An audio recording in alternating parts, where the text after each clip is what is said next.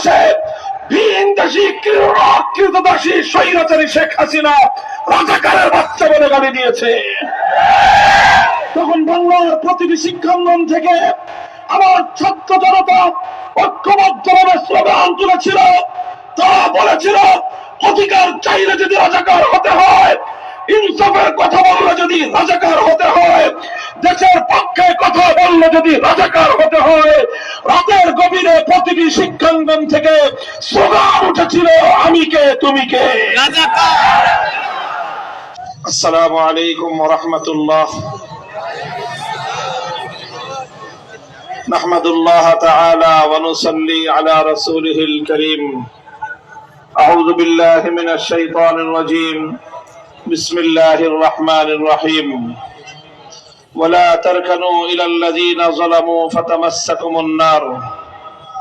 সাদাকাল্লাহুল। দায়িত্বশীল কর্মী ভাইরা, সর্বস্তরের পাবনা জেলাবাসী, আমি সর্বপ্রথম আজকের মঞ্চে দাঁড়িয়ে মহান আল্লাহ পাক রব্বুল আলামিনের দরবারে শুকরগুজারি আদায় করছি।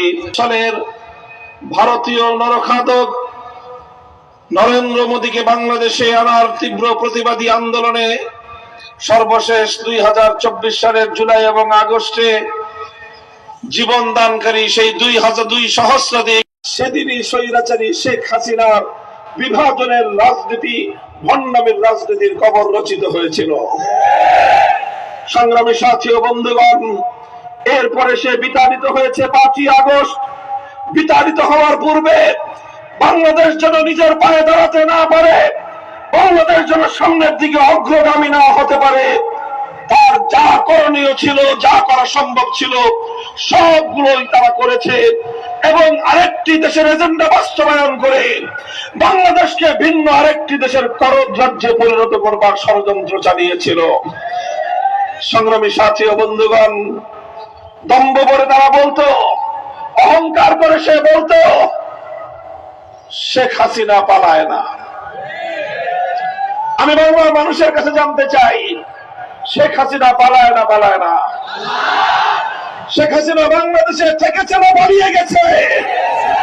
মুক্তিকামী মানুষের জনস্রোতের সামনে বাংলার মাটিতে থেকে সে টিকতে পারে নাই।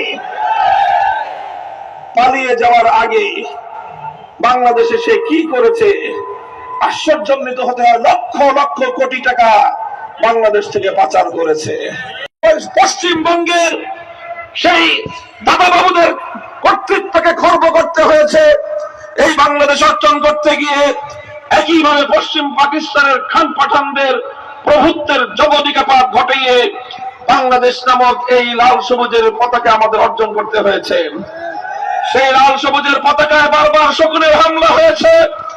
এদেশে বারবার ভিন পর্যন্ত একটি ভিনদেশী অপশক্তির কৃতদাসী হিসেবে বাংলাদেশের ক্ষমতার মসনদে লেডি ফেরাউন হিসেবে আখ্যায়িত হয়ে স্বৈরাচারী ফ্যাসিবাদী জালিম শেখ হাসিনা বাংলার মানুষের অধিকারকে বুকের তলায় পিষ্ট করেছে, গুম খুনের স্বর্গরাজ্যে বাংলাদেশকে পরিণত করেছিল। সংগ্রামী সাথী ও বন্ধুগণ, আমরা দেখেছি প্রতিবার যখনই বাংলাদেশের মানুষ মুক্ত হতে চেয়েছে, নিজেদের অধিকার এবং অভিপ্রায়কে বাস্তবায়ন করবার চেষ্টা করেছে, এদেশের মানুষের ইচ্ছা এবং আকাঙ্ক্ষাকে ষড়যন্ত্রের মাধ্যমে হাইজ্যাক করার চেষ্টা করা হয়েছে। আমরা দেখেছি 1971 সালে যখন এদেশের মানুষ জালিমের বিরুদ্ধে লড়াই করে মজলুমের অধিকার প্রতিষ্ঠার জন্য দেশটাকে স্বাধীন করেছিল, যে দেশের স্বাধীনতার ঘোষণার শুরুতেই স্বাধীনতা বিরোধী শক্তি হিসেবে আখ্যায়িত করবার পায়তারা চালানো হয়েছে। এভাবেই বিগত ফ্যাসিবাদী সরকারের নেতৃত্বে বাংলাদেশকে বিভাজিত করে, বাংলাদেশকে বিভক্ত করে এদেশের অগ্রযাত্রাকে রুখে দেওয়ার গভীর এক ষড়যন্ত্র বাস্তবায়ন করা হয়েছে। তাদের ন্যায্য অধিকার প্রতিষ্ঠার জন্য সংগ্রামে নেমেছে 4 কোটি তামার সন্তানদেরকে